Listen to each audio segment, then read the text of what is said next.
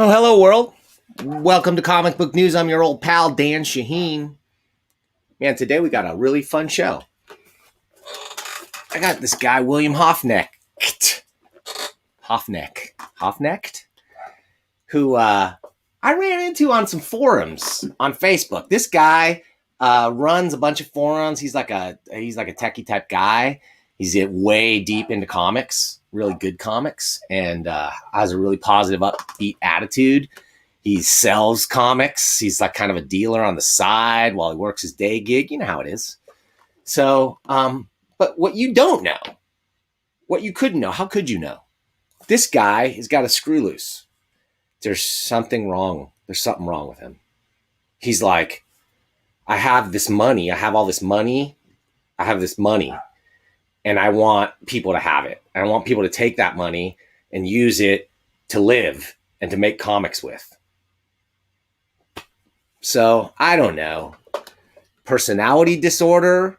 I don't know what you call this thing, but I want you folks to take advantage of it. I need you to take advantage of his good nature. I need you to take his money and make more comics. Okay, we're going to talk about his website, makemorecomics.com. If you look down in the description on any of these, anywhere where you might be watching this, you're going to see links to the grant. And let me tell you how crazy this guy is. This is the capper to me. I was like, how much kookier could this guy be? He tells me, he goes, Dan, what I'm most afraid of, what I fear the most, people will not want my free money. People will not take advantage of my overly ludicrously generous nature and overt love of comics, and they won't take my money, right? This is what the guy worries about. Not that people are going to he's going to get overwhelmed with people who want money, who are trying to make money and want to make comics. He's like, oh, who won't? Okay. So a little bit silly. But hey, I get it. He likes comics. Who doesn't like comics? I love comics. You know I love comics. As a matter of fact, you should send your comics. If you make them, you should send them. Send them where? To Comic Book News with Dan Shaheen, P.O. Box 1163, Arcata, California, 95518. Man, what do we do with them? We'll pop them up on the $1 Million Comics Cam. I got a stack built up from the last time. I've got several folks that have been sending me comics to the P.O. Box. I'm going to pull them out. We're going to bring in Larry Young again, who's going to help me review them pretty soon. Maybe this week, maybe early next week, whatever. I've got some great shows lined up. We'll talk at the end about who I've got lined up. It's pretty exciting. Okay. Show business done. Oh, wait, except for one thing. If you haven't, please consider clicking that subscribe button. If you like this interview, hit the like. If you don't, you can click the dislike thing, but maybe leave a comment. Give me some constructive criticism. Help a dude out. make a show better. That's what we're looking for here. I know my show's not perfect, but we're working on it. All right. So speaking of making a show better, let's bring in somebody else to yak about comics besides me. Let's bring in William Hoffknecht, and he's going to talk about 100% comics and his grant, Make More Comics. Will, welcome to Comic Book News. Hey, Dan. Nice. I appreciate you having me. It's an honor. I'm a big fan, actually. I watch your show. Maybe not every episode, but the vast majority of them. Oh, dude, if you've watched it at all, I thank you for that, and I truly appreciate it. Well, so, it was I found you just for some perspective. I found you actually through your comic. What was it? Comic Shop 2.0 stuff, and because I'm an aspiring comic shop owner, right, and dealer, so I found a lot of that information really handy and helpful. That's the people. That's brought me a lot of people, to the point where, I feel like most of my people, that's my tribe, kind of comes from the retailer. That's my corner of the comic book universe. So, that my nefarious plan worked. I sucked you in. Yeah. And here you are, man. But you reached out to me. You're like, hey, Dan, I want to give away money. So tell us about that. So there's a little bit of backstory. Okay. So I started about, I don't know, a year and a half ago, I started trying to publish just small comics. I'm the kind of guy where I wake up in the morning and sometimes I just get an idea in my head and I can't shake it until I just do it. And I have to do it on my own. I can't take advice of other people, right?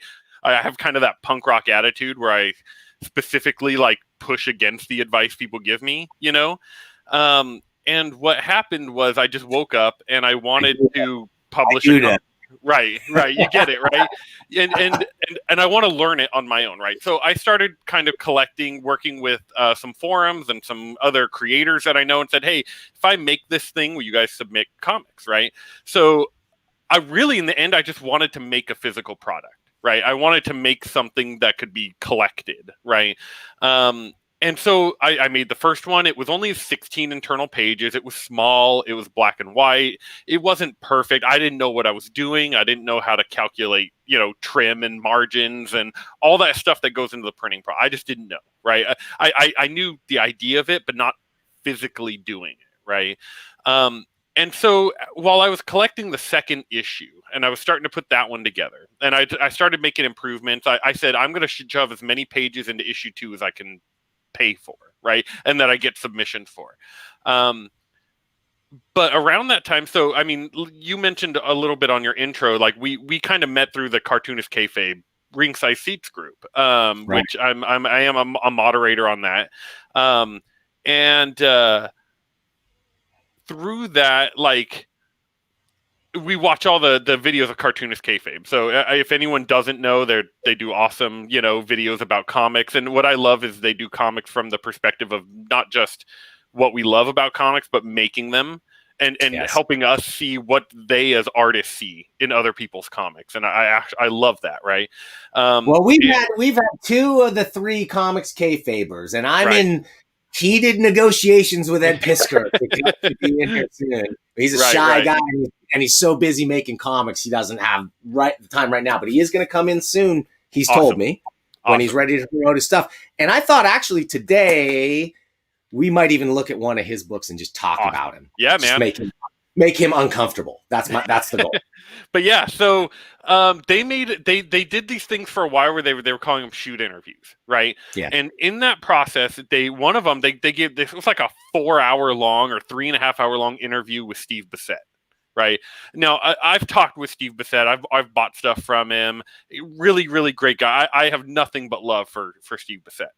But in that interview, he said something that it blew my mind. Where he basically was like, they got talking about self-publishing. They got talking about the Xeric grant, right? And they got talking about the difference between Eastman and Laird and what they did with their money, right? Yeah. And one of the things that they talked about specifically was, look, Eastman blew $14 million trying to publish comics he loved. Laird took his money and turned it into a different program that was able to give away money and actually build the art that he loved, right? And the Xeric grant, if you recall, it didn't give away a huge amount of money, right? It gave away a $5,000 grant and $5,000 max, and it wasn't even a check for like $5,000, right? It was a like, you self-publish your book and send us receipts, and we'll refund you kind of thing. And that made a huge difference, right? And anyone who knows the Zarek grant knows Tom Scioli, Jeff Lemire, David Cho, right? Like, I mean, all these amazing Jason Lutz, right. Jason Schmiga. Yep. How many others I'm forgetting? My buddy Steve Peters, who does the Comic Verse comic. Like, I mean, all these guys. Part of the reason we know them is because of the Zarek grant, right? Absolutely. And especially, I'm a huge fan of like Jeff Lemire. Like, I mean, I'm a huge fan. I literally have original art that I just bought, and I'm going to get framed from him right over here. But I kept thinking about that. That idea just kept rattling in my head, and I'm like, I could, how much does it cost? I'm literally losing money publishing these comics just because I love them, right? It's a hobby to me, right? And I said, well, what if I take that same amount of money, or somewhere near it, and just give it away to someone to make a comic, right? And then I thought, well, maybe I can make it like a foundation. Maybe I can make like the Zarek did. I mean, the Zarek was my starting point, right? How do I remake the Zarek grant, but without a ton of money, right? Because they had way more than I do. So with that, I actually looked up. This actually took me some research, because the Zarek website actually doesn't have most of this information anymore, and you can't find, like I did deep like Googling. I used like all my powers of Google food trying to find people's like applications for the Zarek grant. Like, what did it look like? What was required, right? What was the process? I even reached out to a number of creators that I know who applied and said, hey, do you have a copy of your application, right? And can you get me a copy of that? Unfortunately, I couldn't find a single one. Like, I could not find a single Zarek application. But what I did find was through the use of like the Wayback Machine and archive.org, I found the old Zarek application site. So using that, I literally use that as my starting point. Like, what would it look like to form an arts grant? What kind of things would be required? What did they ask for? And through that, I literally like took the steps, right, of the Zarek grant, and I adjusted them. Some of them were outdated. Some of them weren't necessary, especially for the way I wanted to do this. But some of them were really, really good, I thought. And so with that, I decided, well, I wanted to build a nonprofit. Unfortunately, if you know anything about forming a nonprofit, it's a multi-step process that requires actually a decent amount of cash up front. Yes. So, but then I thought, well, I don't necessarily have to wait for that. I can build that behind the scenes, but I can give away money all I want, right? Like, I don't need a nonprofit to do that, right? There's nothing against the law of me just writing a check to someone, Not yet. Not yet. So that's literally what I did. So I built the bylaws to eventually make it a nonprofit. I built the submission guidelines based on the Zarek, like I mentioned. And I was like, well, what can I reasonably give away, right? And will that help? Like, and I went back and forth with a number of guys. I talked to various creators and other self-publishers and small time to try to figure out what was actually useful, and from my own experience publishing, the 100% Comics mag, right? Like and I thought, $500 is about what I'm spending publishing this book as it is, right? So why don't I just give away $500? No strings attached. You just have to go through the submission process and then be selected, okay? And the selection, that's one thing. So I haven't actually talked about the selection process yet. I keep that kind of behind wraps for a reason. I put a little bit on the website about kind of what we look for, but as to who is selecting, like the actual selection board, I have not announced that in any way. I don't want anyone to really know necessarily, right? Like, you don't want anyone trying to influence their buddy, right? Like, right. And but it is, I can tell you, I have a few people, all people who either make comics, deal comics, people who are in and around the community. and they are on board with working with me through the selection process. But yeah, so we built a timeline, right? So if you look at the Make More Comics website and the key dates, so starting January 1st, we're opening submissions for the first Make More Comics Arts Grant. And it'll remain open till March 31st. Okay. So really, I mean, if someone wants to submit, they need to be making their stuff now, right? Because we're not taking, just like the Zarek did, we're not taking like a script. That's not going to do it, right? No pitches, right? No exactly, pitches. Exactly. Track record, or right? And the entire purpose of this is not to help someone through necessarily through the process, right? What it is someone is going through the process and is putting forth the effort to make an awesome, physical product that they want to be able to trade and sell and give to shops, right? Highlight that again. It's worth talking about. A physical thing, right? Exactly. Like no PDFs for that for your deck. What we said, that what we landed on finally was that we don't want to stifle a creator in any way, right? Because that's not good, right? But we said you can share the art, you can make a digital comic, that's fine, but this money is not to support your digital comic, right? The money is specifically to help you get it printed into a physical object, right? And let's talk for a second about why that might be important. I just want to take a quick pause here and explain, like, especially for the retailers that watch, like you yourself. I think you intuitively understand this and probably explicitly understand this, that by when you create a physical comic and put it into the world, you are sure there are middlemen, right? But you're helping those people be a viable entity and part of the mix that is like the print comics industry. Yep. That frankly, if they can't make it, it's going to be really tough to find print comics at all. Right. And bottom line, digital comics stink on ice.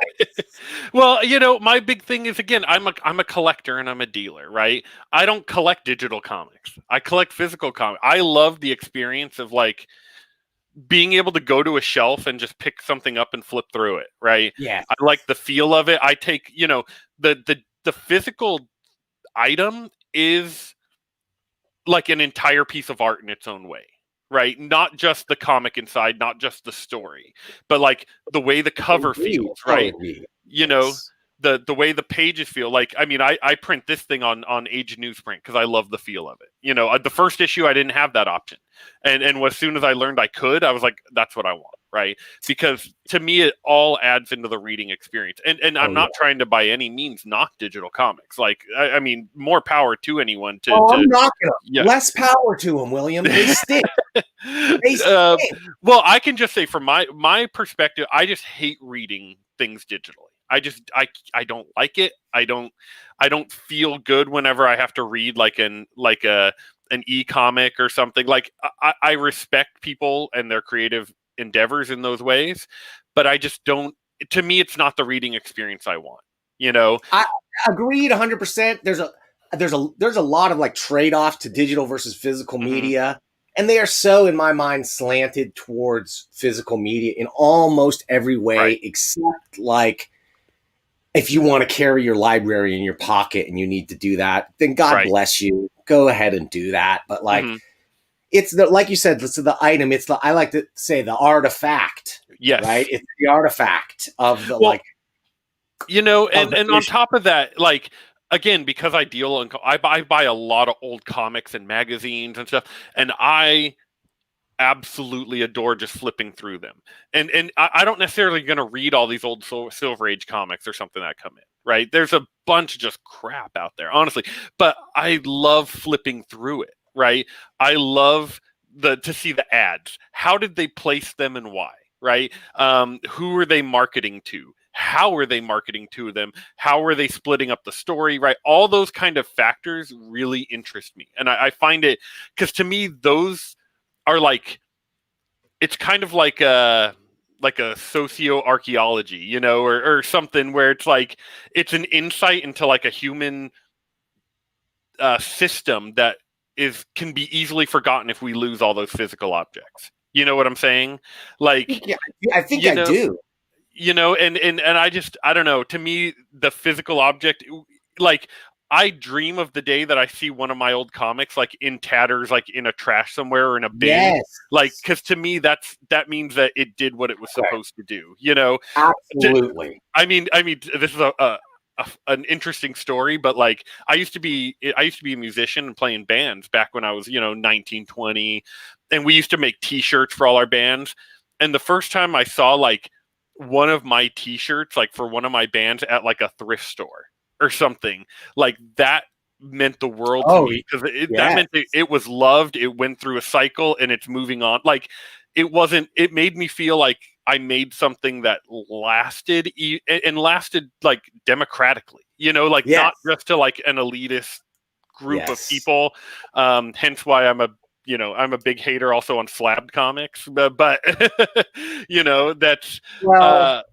let's talk about digital too. Like think about the 90s. Think about CD-ROMics for a second, right? Mm-hmm. As Dan Klaus like so aptly described it in I think it was in Dan Pussy, right? When somebody's like, my new line of CD-ROMics will be the ultimate in blind, and like, where are those things now? They're unplayable if you even can. They had a physical artifact and you can't play them. Now with the digital comic, even if it's a PDF, you can archive it. But if it's not, if you're in that comicsology ecosystem, I'm just going to say you're a sucker. You are just a dummy if you are giving them. I hear they get like 70-80% of the price of the digital comic. Yeah, I don't know. I've never actually looked into that aspect. It's insane. Yeah, I can believe it. And I mean, you're paying for the platform access, right? More than anything else, and again, it's one of those situations where, no matter what happens to Google or Amazon or whatever company, at least I still have my comic, right? And it's such a, little, it's not a big thing. It's not like, trying to collect like DVDs. You have a big DVD collection. It takes up a lot of space in your house. You can have a big comic collection taking up a small box, right? Or and love all your magazines. And I don't know. It's just a very. I wish, pal. What are you talking? Right. My wife. You can't tell my wife that though. So because that's ridiculous. This is the first thing I've disagreed with you on, William. Because if you have not dedicated a wing of your house like we have at the Shaheen Estate, this is the Fantagraphics wing. By the way, if you look carefully, there's only Fantagraphics books on this shelf. This is the F section of my collection. But I want to look at your book, dude. I want to jump in. Let's keep talking about it. But I want to jump. I want to look at the thing because we're talking about physical comics and we're in this digital thing. And it's like, what am I going to show a PDF? I'm showing your website. How exciting is that? Let's look at the real deal. Sure. But where? My friend, where do we look at those kind of things? Oh, I know that one. Isn't that your, what do you call it? Your $1 million comics cam? Oh, you nailed it, buddy, in the $1 million comics cam. Woo! Oh, hey now, $1 million make you holler comics cam. We love it. Let's see here. Oh, shrink it down. There you go. And what do I got here? I got 2 different indie anthologies that people sent me for free. I didn't pay for any of this stuff because first and foremost, I'm a cheapskate and I'm a comic book fan. I got a tale of 2 indie anthologies. Stand by for just a second. I got to grab the old mouse just in case. And this is Now. It's hard to tell, but this is a logo. This is Now. Okay, yeah. NOW. Eric Reynolds, recent guest on the show, sent me. We talked about his anthology a lot on the show, and he sent it to me. Check out this Al Columbia cover. Good stuff. Now, I'm not going to say I like. I'm not going to try to compare the covers or the production value here because, look at this. This is perfect bound, 100 120 something pages. Cover price of $12.99 on this one. I think it's a pretty good bargain in a day and age where like a stupid Batman Detective 800 or whatever costs $10 alone. Yeah. And that doesn't have any Al Columbia. Nope. Let alone any Noah Van Sciver, let alone any Walt Holcomb in full color. What are you kidding me? Oh, it's a good mag. Like you can't argue with especially, I mean, you're talking Eric Reynolds, you're talking Fantagraphics production value, right? And they're always going to give you a gorgeous book.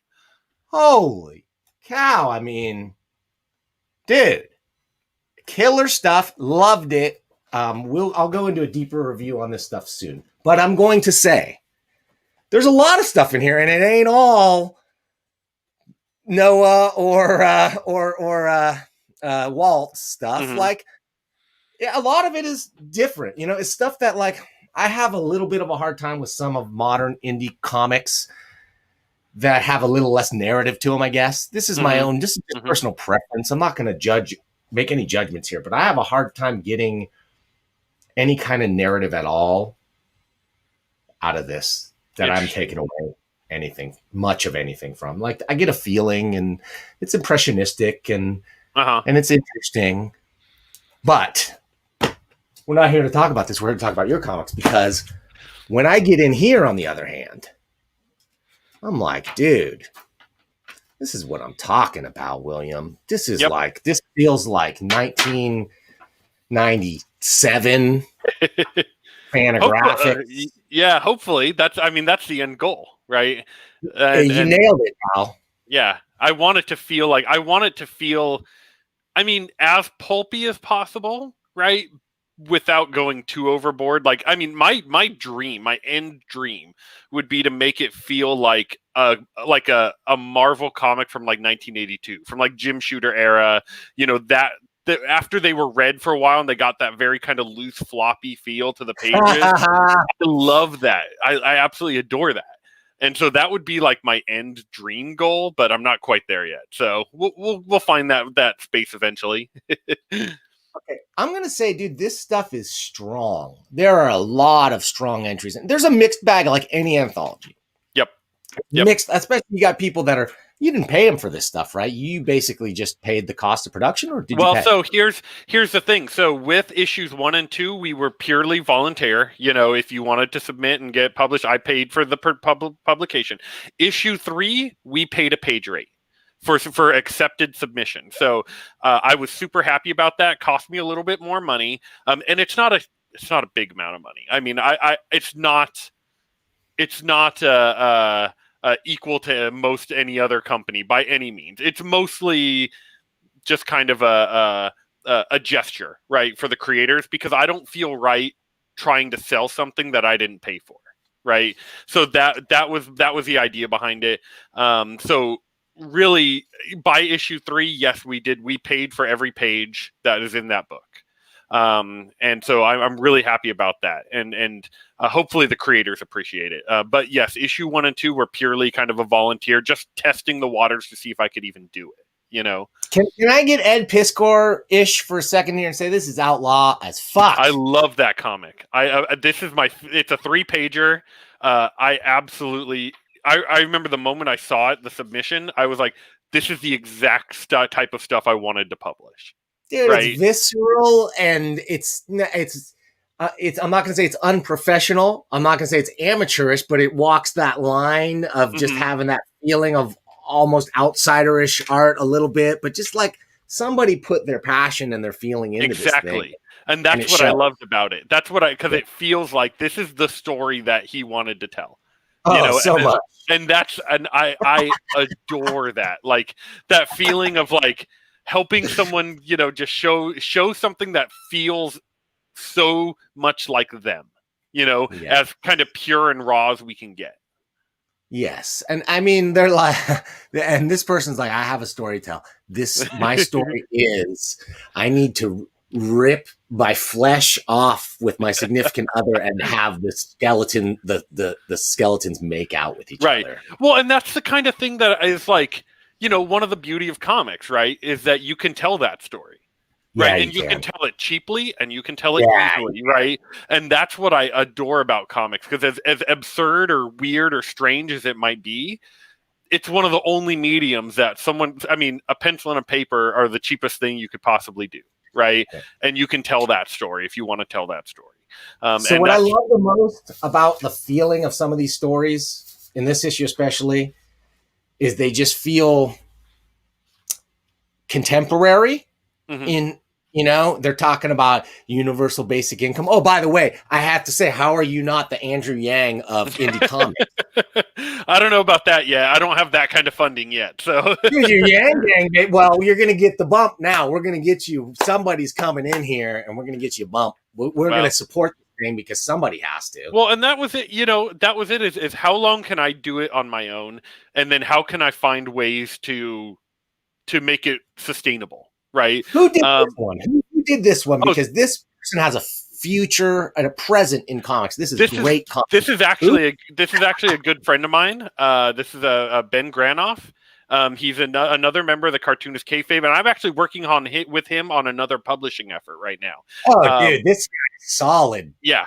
Oh, yeah. He's also the host of the Devil in Detail Grendel Reread podcast with my buddy Eli. So he's a host of that podcast. So really check him out. And they just, I believe, published this whole story, because this is only one part. They published it all as a kind of a small graphic novel that they're selling, because it's all about like kids who get superpowers, like getting high and eating tacos. And so like, I think that they're publishing it in cannabis dispensaries, or trying to sell it through that medium. Yeah, this is what I would expect to find in a head shop. This is not Zap, but more ripoff press, right? Mm-hmm. For Freak Brothers in today. Mm-hmm. And it's just fun and well drawn and funny. So what's not to love about this stuff? What's this guy's name? The artist is Ben Granoff. It's actually it's a big collaborative effort. It was written by a guy named Brendan Sockler, I think is how you pronounce that. I've never actually talked to him. And Blake Maloof, and then art by Ben Granoff, and letters by Sal Cipriano on that one. I love lettering is fantastic on it. Really very good. Yep. Lettering compared to the vast majority of what I see.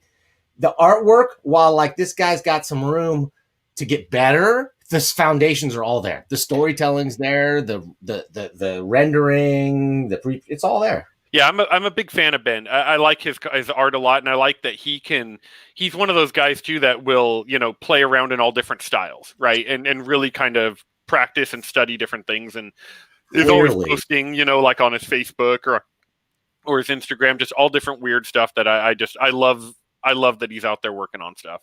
Guy's got chops, no doubt about it. Yep. I'm going to go like some of this stuff, like I said, varying levels of whatever. Well, but, and some of this, this is a good example. This is a good example of. So I actually met a number of people through Ben, actually, that were like learning comics, right? So it was like some of these are literally some of these people's very first comic they've ever done, and I said, you know what, submit it, and if it's readable and will work, I'll put it in the book, right? Like, let's throw it in there. And so it's a little strange. It's a little like you have to get used to it, but it's you have to remember some of the stuff is probably this guy's first or second comic he ever wrote, and ever drew. Herrenberg nails it here. She's always getting me on the vintage of like the music I'm playing, or the vintage of. She's absolutely right. It's vintage black and white explosion era looking book. It's freaking great. Those are my favorite books, and you can find them in bulk and dollar. I'm a dollar bin diver, man, and when you can find if it looks like something I can find in a dollar bin, that's what I want. Okay, she also says there's a place for digital format, eliminating huge shipping costs across oceans. That's about it. Has no other purpose other than make it easy to read on phones, which I will say it's not. Comics are very hard to read on a phone, and unless it's like a Bazooka Joe comic, I have no interest in reading a comic that size. So I worked, and I used to feel very much the same. Now, one thing that excited me, so I worked for a while editing kind of the first story of a young cartoonist for a little while. And what she did was she grew up on webcomics, and specifically like, the what is it, the Korean style? I forget the word for it. It's not manga, but Manhwa.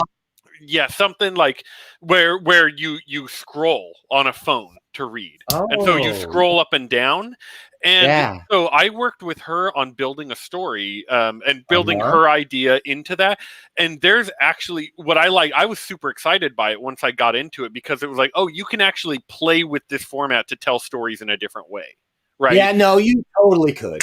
And that part really excited me, because it was like, oh, so it's not just, a lot of those comics were just literally you're scrolling, but it's just panel and then the next panel. And I said, well, no, why don't you connect those? Why don't you find a way to make that scrolling part of a transition, right? How do you make that to where the scrolling is part of the experience of reading the story? You know what I mean? And we actually played with it a lot, to where we drew like storyboards in big long strips, right, of the first chapter of, and how would it look? Because essentially it's going to be published in one big long strip, right?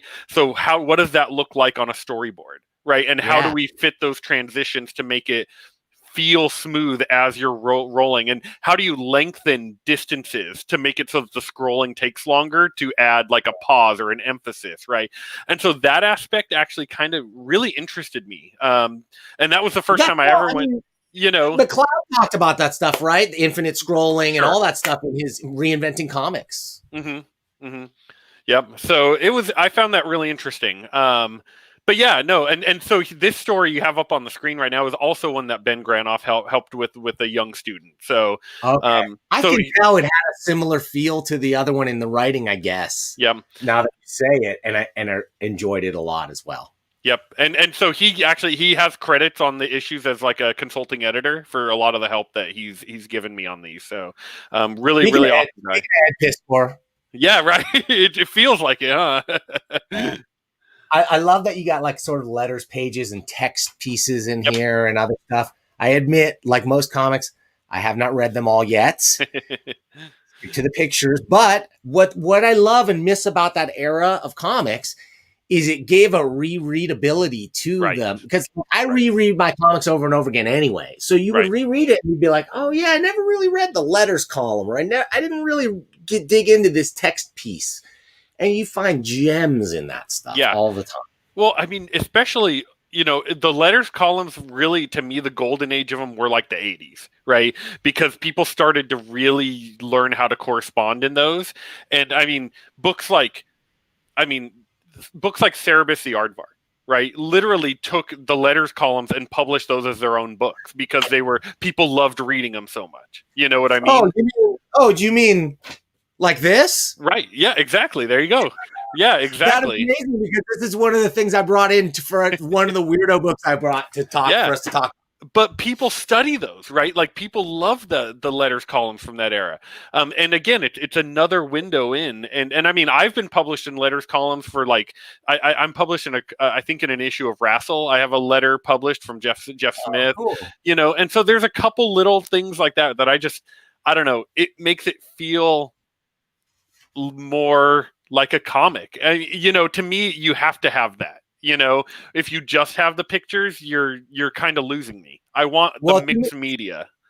Did for sure. And then go back through old back issues and look at the letters column, and you see like a George R.R. Martin writing in, and you see a Mark Evanier writing in, and a lot of other. You see a young Gary Roth writing in, revealing his inner fanboy that he loathes so much. Like, he hates everything he is, Gary. You hate it, but you are that thing. Right. And that's what again, it just adds into that window of the time and place. To me, that really just makes it interesting. So let's move on to issue 3. And we're just going to go through it a bit here. Keep going. And you call out any parts for sure. But like, I read both of these cover to cover, all the comics anyway. Since I'm super busy, but I love, dude, really, really strong, and just like what I'm talking about as far as narrative comics, and just give me a little story, give me a little action, give me a couple of jokes. Yep. Let me have something funny happen in my comic. Yep, and I like a lot of heartfelt, emotional thing, which it has its place, but you like it to be, again. I like the little bit of a pulpy feel.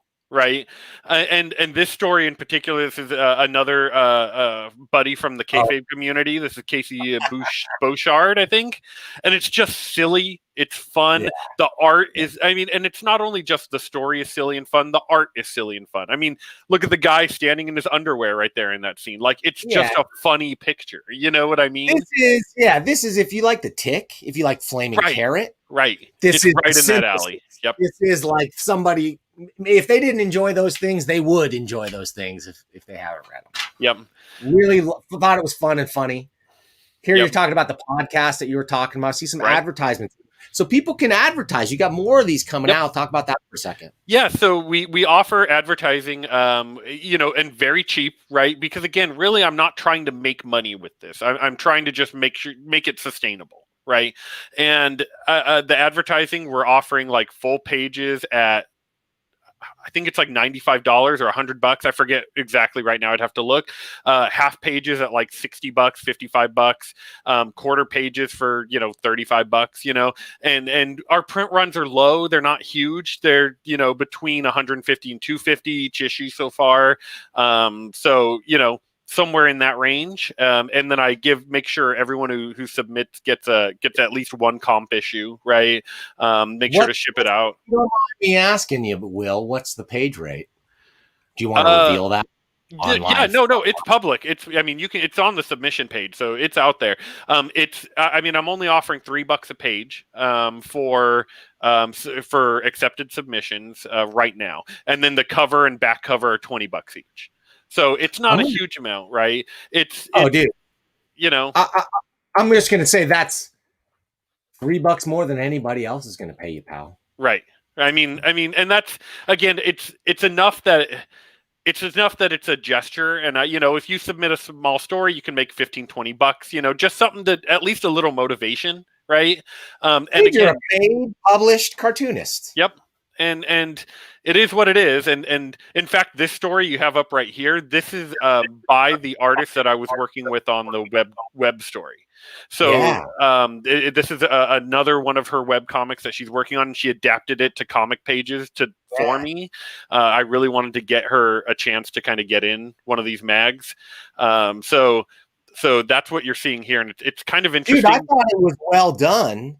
Mm-hmm. And let me just say, as far as I was just kind of dissing impressionistic feeling comics or whatever, but like this one is that's just how you do it. Like it was, I understood the dichotomy of what the guy was feeling about himself and how he's being perceived by those around him, and the difference in it's a good story. Yep. This person's got a future in comics. Yeah, she's really good. Her name is Lauren Lee, and I've actually commissioned artwork from her before.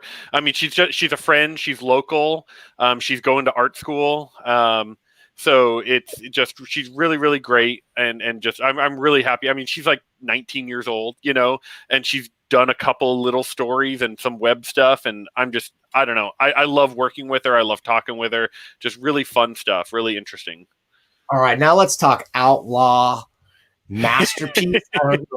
Hobo, like some hobo scrawled this on the back of a barrel or something. I don't know, but I love it. This is a story that actually the person who submitted this, his name is Austin Hamblin. I don't know where he found me. This is the first guy that wasn't directly like from kind of my community groups that found us. And it might have been from some post I made on some other group or some other chat board or something. But he had this comic like already ready. And he was just like, hey, I got this thing. And he sent it in. And I just thought it was so absurd and weird and fun. And right up, right up that alley of that rip-off press stuff, right? That it's weird, absurdly hilarious, dude. Yeah. This is what the Aquaman movie needed to be. Right. Yep. No, I love the page. I think you skipped it. The page like with the heart on the center, with him. Oh yeah, Oh there yeah. it is. With like him and the fish staring at each other, that it just cracks me up. It's like, Yeah. you know, and just the Well, then fact. it pivots from there to go in such a great direction, like from such a negative place to Mhm. take it to this positive direction. And this just feels like, I don't know what it feels like. It definitely feels like that rip-off press era of stuff. Mm-hmm. And I also I like how the character here kind of has like a, in that panel you're looking at right there, has like a almost a Jesus look right to him. Exactly. So there's that level of like, is this also blasphemy on top of that? That also Yes. kind of makes me question that I love, right? Like Oh it's yeah, not. it's almost like the Paul Mall guy or Uh-huh. the zigzag. Yep. So it's fun and it's just absurd and weird, and I don't know. It's one of those again where this is the story that the guy wanted to tell, right? And And I salute you, my friend. I salute you and your dolphin fucking ways. I salute. and This then was I mean the absurd look on that guy right there with his like kind of eyes aren't quite even. You know, it feels like you said earlier, it kind of feels like almost kind of tickish, almost that same yeah. kind of era, and that's really, that's my ideal like sweet spot. I mean that would be my dream, would be to publish someday a book like that, you know, like a full comic in that kind of vein. Okay, well, I think you could, dude. I think you've succeeded in putting together one of my favorite. Here's more of these guys' Yep. work, and Yep. it That's gets even better. This Yep. is even better. This issue. Yep, that's part 2 of the story. That story is being serialized here, and yeah, so this is part 2 of it. It's called "Oh Fuck Why," and yeah, so it's fun. The art gets better in this section. Oh And my god, much better. mhm. And I liked it before. Yep, and I love the like close-ups of the mouth. The change in angles really work for me. I think it's fun. Adds that level of kind of keeping you visually interested. Yeah, this is storytelling. This is somebody who's not just like, oh, I like drawing. I think I'll draw a comic. This is someone who's like, I've read a lot of comics Mhm. and I like comics and I have a story to tell. And I'm going to use like All the tools at my tools. disposal. Yeah, like, there are so many people that go like, I don't know, so many people. There are people who it seems to me to have taken an approach like, okay, graphic novels are the thing. I can kind of draw, like I could do this. But Mhm. like, if it would be like saying I could make a movie without a great movie without kind of like immersing myself in cinema and understanding, Right. you know. Well, and I love the anthology for the like randomness of you don't know what you're going to get, right? And Sure. and the randomness of like not everything is 22 pages. You know, I mean, I tell people I'm open. I will pay page rates for strips. Like if you have a 3-panel comic strip, like newspaper style that you want, submit it. If you have a single panel pinup that we think will fit, submit it, right? I want anything that makes it feel like just a weird kind of mix of comics. I mean, ideally, I think back to the Undergrounds, right? Sometimes you look at an Underground book and you'd have like a 1-page Robert Crumb strip followed by a 10-page Spain strip, and then Yes. followed by a half-page of, or a 3-panel, what's his name? Gilbert Shelton or something, right? Like you might get like a, just a, yeah, exactly. And I love that feel because it really kind of keeps you, it's not standard and you don't know what you're going to get when you open it. I'm not going to promise Shelton or Griffin or Crumb in these books. But what I'm going to say, do you ever read a book? Oh man, my favorite, one of my all-time favorite indie anthologies started as a mini comic called Instant Piano. Yeah, I've seen the issues come around in my collections. Yeah. Oh, you want to read that, dude. Evan Dorkin, Kyle Baker, Robbie Bush, Stephen DeStefano. Yep. The one that I love, the modern one, and I don't know how many people, if you collect, but I have one sitting here, is Mineshaft. If you've not, let's see. Yeah, this is the newest issue of Mineshaft right here. With a Mueller cover, and they still publish like R. Crumb strips in here. They publish writings. They publish, all sorts of just a mixed bag of stuff, right? Oh, dude, I gotta get this. And so you can order them. Yeah, they comics. What's or that? Is it a is it all comics or is it a magazine? they call it a magazine, but it's mostly comics and illustrations. There's a few little articles. There's things like, notes from the county fair with pictures, and there's a little bit of that, but most of it is comics and illustrations. There's a lot of, like, they publish this R. Crumb's dream journal, which has like weird rantings of R. Crumb in it. But it's just, I don't know. I like the mixed bag feel, right? I like that you don't know what you're going to find every issue, and that keeps me interested. Okay, I want to show you. We got to get out of here fairly soon. I'm sorry, I'm up against it. I know you're kind of up against it too. Yeah, no worries. But I wanted to show this. I pulled this. You mentioned the Dave Sims collected letters. Okay, this is I saw this in my local comic shop, and it's $22, but it was in the $5 bin. Yep. So I picked it up, and I picked it up basically because the cover is a double page comic strip with like meta commentary. He's talking about drawing the cover and how it's from a photo reference. This is Harvey Picard obscured on the cover, and he talks about that throughout. It's brilliant cartooning and amazing drawing and pretty funny. Yep. But then it's just like, dude, like every single letter that the guy ever got, he answers in detail. Yeah. In such detail. Yep. I can't imagine the guy had time to do all that and do Cerebus. It's crazy. It's crazy. Say what you will about Dave Sim nowadays, but when you look at his body of work, right, and it's absolutely outstanding. It's amazing. Cerebus is a masterpiece. At least 2/3 of it is, right. And yeah, I mean, I'll give you High Society to me is the absolute pinnacle. Like, if you could only read any one book, I would say you want to read High Society, I think. For me, it's Jaka Story. I never, the moment that I read Jaka Story, it changed the way that I saw comics, right? That I'm like, oh, you can actually do different narrative forms in the same book, and each narrative form represents a different character. So like, as you're going through the story, depending on what character you're focusing is how he designs those pages, and I find it absolutely amazing, right? Hey, William, I'm sorry. We got a question that I skipped over from Ryan Clayton, friend of the show, creator of Coin Op Carnival, Elephant Eater Comics. Can higher budget projects apply? Can anybody just ask for the money? Yes. So here's the goal with the funding. So we're not, just like the Zarek grant, we're not here to support you during the process, right? But I don't care what your end goal necessarily. Like, if you're trying to produce 10,000 comics, that's fine.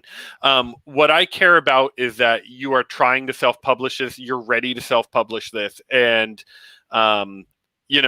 if you look at the submission guidelines, we have a set of guidelines to submit, what the instructions are to do so. And we put no limit other than the end goal is a physical product, right? So essentially, but you have to self-publish, right? Which makes sense, obviously. Right. Independently publish, right? The goal is we're not trying to funnel money into Image in some way, right? Like, that's right. Yeah, that's kind of where I'm going. But if you're working with, even if you're working with, let's say, a small publisher like myself, right? Yeah. If you're working with me to try to put something together, and cool, like, I have no problem with that. But again, the end goal is the physical product, right? So so we do ask in the submission process to get a budget, an estimated budget, right? So we can get an idea of the scope that you're going for. But that is not really a factor at this point in time. We're not really looking at that as a factor. We're looking purely on what we consider creative merit, and it could be that the physical product, you're trying to build a zine like Gary or Eric's here, right? And you want this big, full color, really nice production value. Cool, right? I will support that, right? Or that's part of what Or we I mean, want. this is what if you were somebody, for instance, who's wanted to be published in an anthology like this, and you want support for your work. Is that something you would be into supporting? Um, You don't publish. that's an interesting point of view. Maybe. I guess I'd never considered that. I mean, ultimately, they have the rights. The creators all own the. I'm assuming Yes. own the Yes. rights, reprint rights, and everything else to their work after this stuff comes out. Yeah, 100%. You retain 100% rights. See, the only thing is one thing that we are asking is that you put in the book somewhere a tagline like, supported by the Make More Comics Arts grant, right? Awesome. If you can't do that, like with an anthology, I mean, if the publisher's willing to do that, then that's awesome. I mean, and again, we're not actually signing any contract. It's all going to be, this is what we're asking you to do. But also, unlike this, Eric, is we're not taking receipts. We're literally going to choose a winner and cut you a check, and you can use that check as you see fit. And we're going to trust you to do the right thing, right, and do it the way that we're asking you.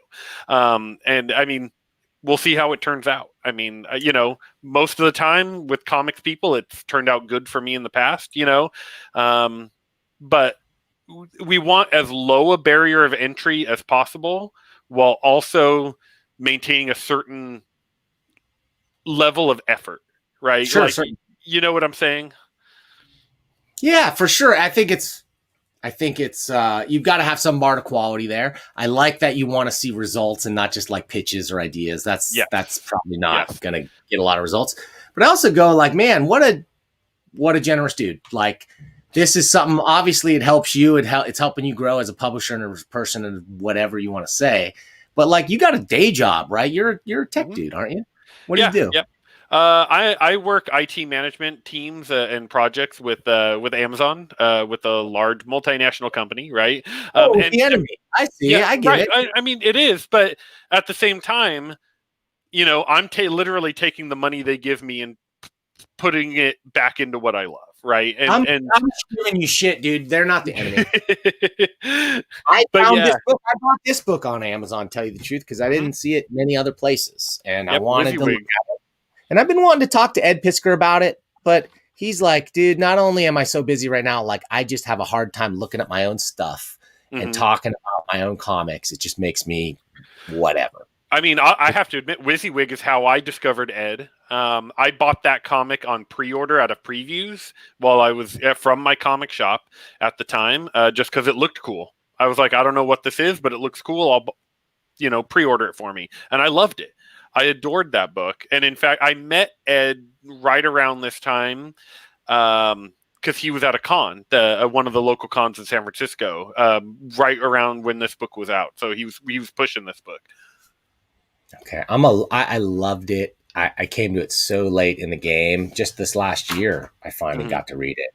I'm a big fan of whatever you want to call it, Hacker Culture, 2600 Magazine, right? Kevin Mitnick, Captain Crunch, yep. All those dudes. And what I loved about this book is that while he obviously researched that stuff like intently, he didn't feel the need to be like documentary accurate. He put his own spin on it, and he heightened the reality and gave it a farcical level. I mean, made it feel like comics, made it feel like comics. Steve and Steve characters are just steal the show to me as my favorite part of this book for sure. Yep. I haven't reread it in a while. I enjoyed I have that same copy that you have. It's Fantagraphics published that one, right? With that Mac. Top Shelf. It was Top Shelf. Yeah.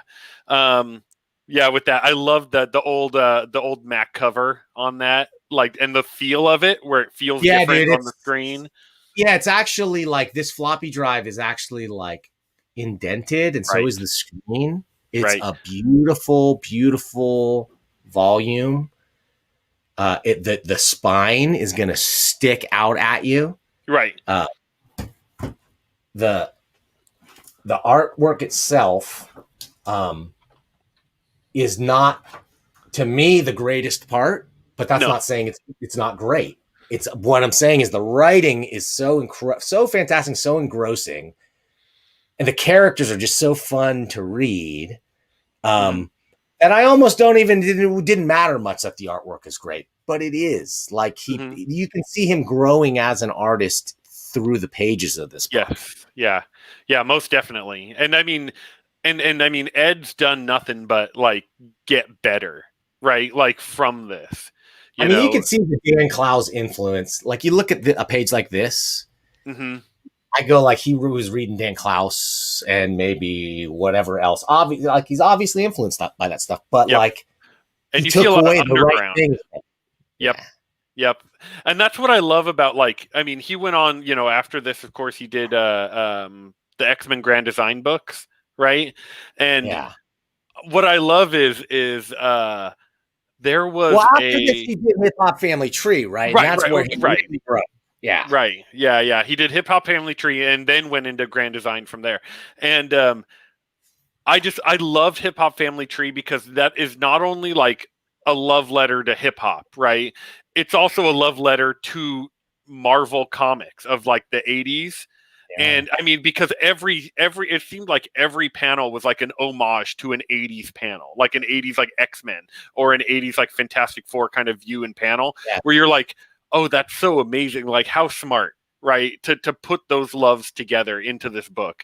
And right down to the treasury size format, right? Like that was the unstated goal, as I remember, or later stated, that like, and it's got that feel and that look, and that's what got me back into his work. But then I read this and I'm like, okay, hip hop, I actually enjoy hip hop quite a bit, but I'm not as deeply versed in the history enough to be able to go like, oh my gosh, what a great reference. Like I am in this stuff. Like I'm really into this stuff. And he just nailed it on so many levels. I really, really loved it.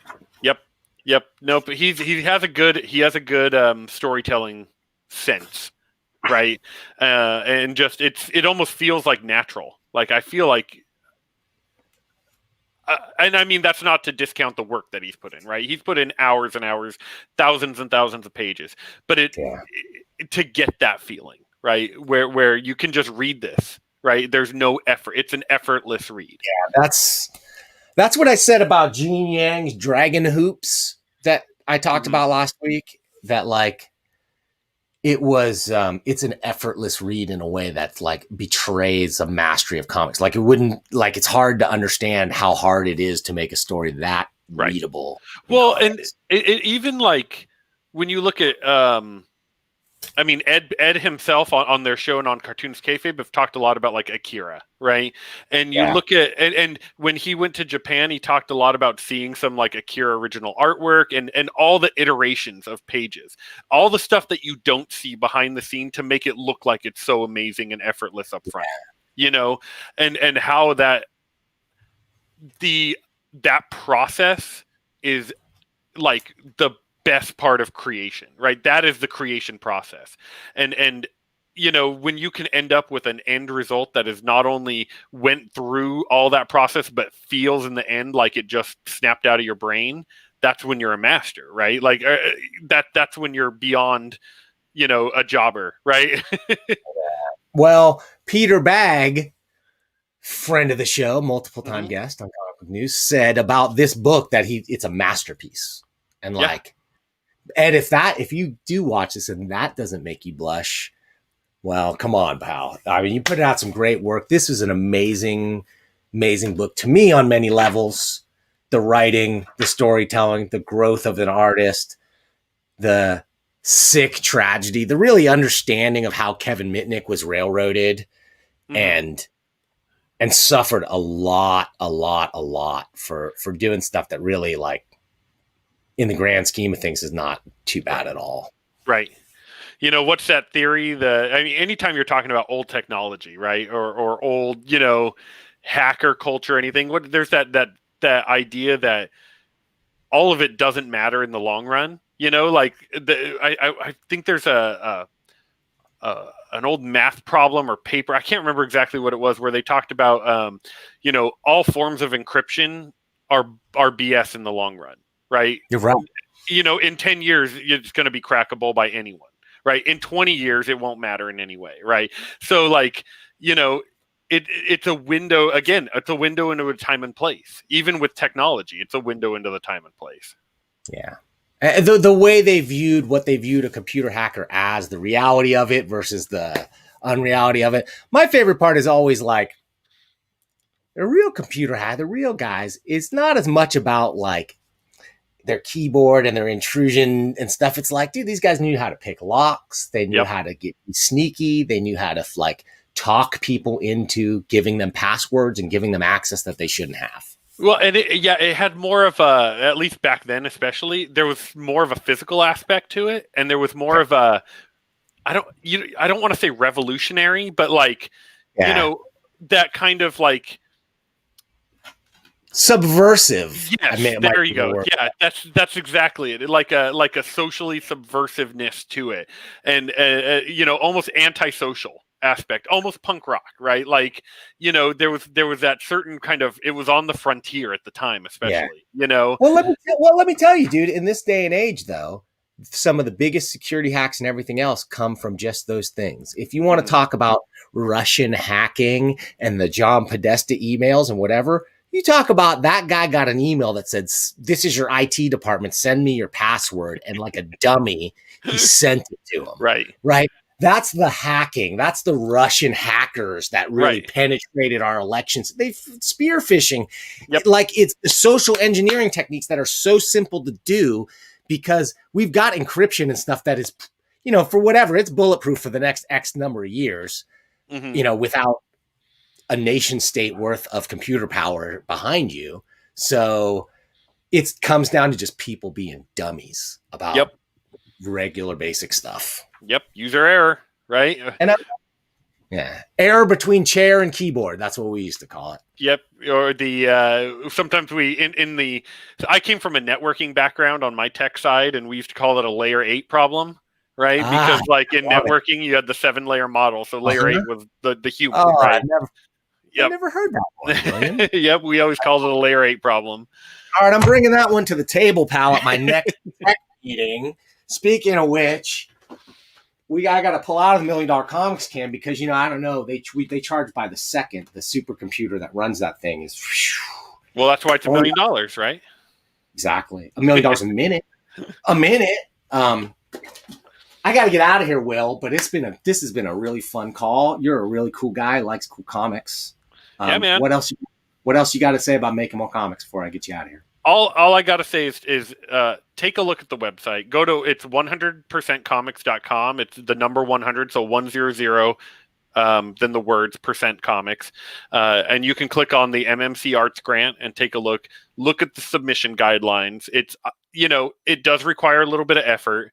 It does require some commitment, but it's not huge, right? And so take a look at those. If I'm like Dan said at the beginning, I want the submissions. I want to see them, right? And I'm dying to cut a check to someone, right? Once we go through the process, like again, it's just like publishing a comic to me. Like, I want to be able to give, these comics, I sell them online, but I give them to my local shops.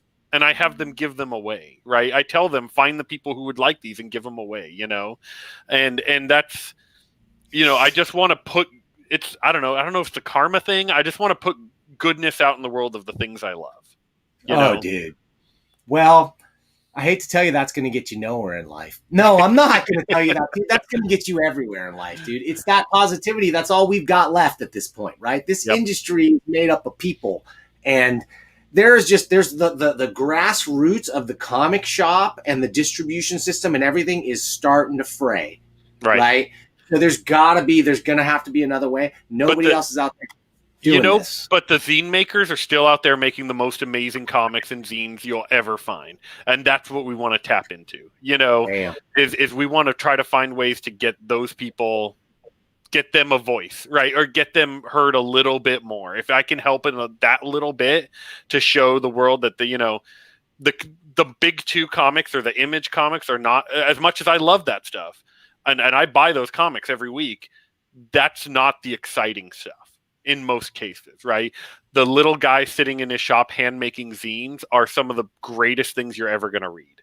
And I want to try to boost that guy's voice if I can.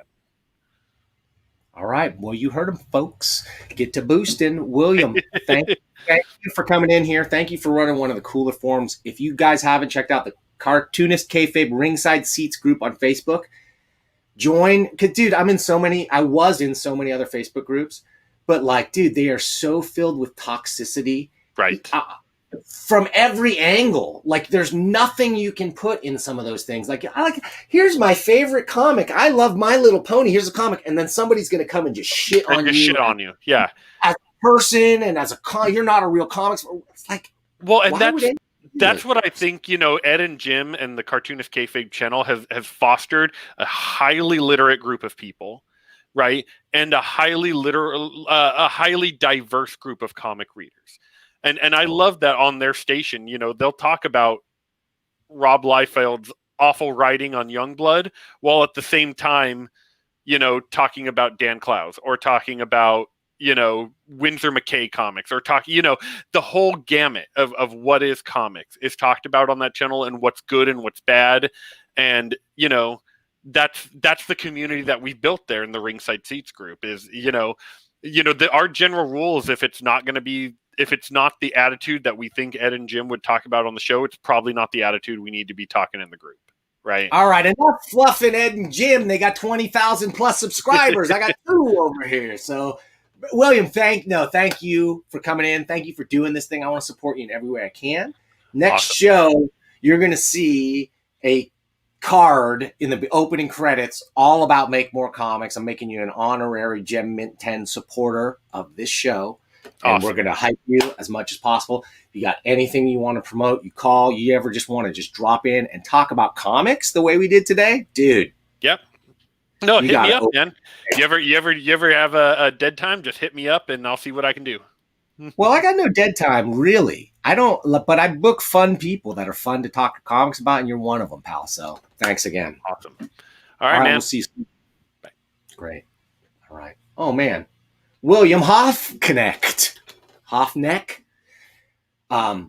What a cool guy. On a cool mission. Putting out cool comics. And, like, the mission is to continue that and, like, turn this little... He started with a pebble and it started rolling downhill and it's picked up. It's like, kind of like a little mushy snowball right now. We're going to turn it into an avalanche, right? Turn it into an avalanche of support for the kind of comics that just aren't being made anymore. Much as I loved Eric Reynolds' Now anthology from Fantagraphics, I'm going to say pound for pound, I'm going to put 100% comics right up against it, pound for pound, if you get what I'm saying. Like, that's a heavyweight. 100% is like a featherweight, but like if you took those weight classes out of it, I'm going to say strong stuff that like I just want to read, just as much as that other more expensive stuff. And he's putting it out for free. The cover price on those things is free, and he's like, it's not enough that I'm giving free comics. Now I need to pay more money for other comics to be made. So take this guy up on it. Go check it out. If you haven't already, please also consider hitting that subscribe button, hitting like, putting a comment down there, maybe hitting that join button. What's the join button going to let you do? It's going to let you give me money, on a regularly scheduled basis directly from your funds into my funds. Your money becomes my money. But what do I do with it? I take it, I turn it into comic books, I read them, I show them on the $1 Million Comics Camp. But I don't just pay for comics, I take free comics too. So let's not forget, if you've got comics to share with me, send them to Comic Book News with Dan Shaheen, P.O. Box 1163, Arcata, California, 95518. I still got a glance for the zip code. I'll get there someday. It's a different zip code at my post office than at my house, so I'm still getting used to it. Anyway, thank you, everybody, for watching, joining. Make sure to stick around for the post-credits cameo. I don't even know what the post-credits cameo. I've got a few to choose from. It might be one you've seen before. Sorry. I'll have more time next week. And who do we got next week? Oh, nobody. Nobody important. Just Ross Ritchie, publisher of Boom Comics. Oh, yeah, that's right. He called me up. He's like, hey, Dan, I had a long time no talk. Let's come on in. I'll tell you what's going on with COVID. I'll tell you what's going on with Boom. We'll talk about my comics. We'll talk about my YouTube show. We'll talk about Boom creative submission guidelines. why not? So we'll have Ross Ritchie. And then the week after that, I am pleased, so pleased to announce the return of one of my favorite guests, the notorious ERB, Elliot R. Brown. Okay. If you don't know who Elliot R. Brown is, you got to go look on my page and check out the interview with Elliot R. Brown. You know who he is. You just might not know his name. He's the guy who did all of the weapons and maps in the official handbook to the Marvel Universe. He's the official cartographer of Gotham City. He is, what else? He's the writer and sole creator of the Punisher Armory, one of the weirdest, coolest Punisher comics you're ever going to read, or maybe never going to read. I don't know, because not many people have read it. Some people don't even think it's a comic. I want to do a show focused just on that. I think we're going to focus, we're going to drill in, because I have every issue. We're going to look at it, because, dude, it's amazing. So anyway, we'll talk with Elliot R. Brown in a couple of weeks. We'll see Ross Ritchie next week, and we'll see you when? When are we going to see you? Oh, yeah, next time. That's right.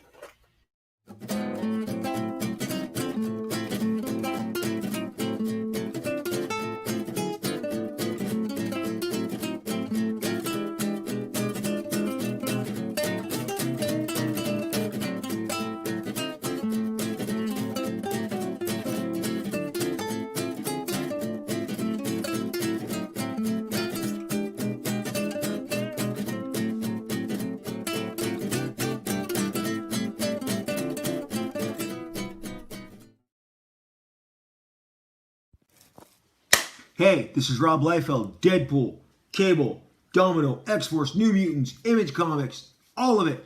What is up? Coming to you live here from my beautiful home office to tell you all that there is a YouTube show that you absolutely have to check out, the Comic Book News. Comic Book News with Dan Shaheen. Dan Shaheen. He's got your comic book news for you. The latest, the greatest, the bestest of the restest with Dan Shaheen on the Comic Book News. Go to YouTube, search Comic Book News. There's probably going to be a link with this. Hit that. Check it out. You love comics. I love comics. I love nothing more than to hear news about comics and upcoming comics. And Dan's your man. He's got your news. Comic Book News. Dan Shaheen. Check it out. Rob Liefeld out.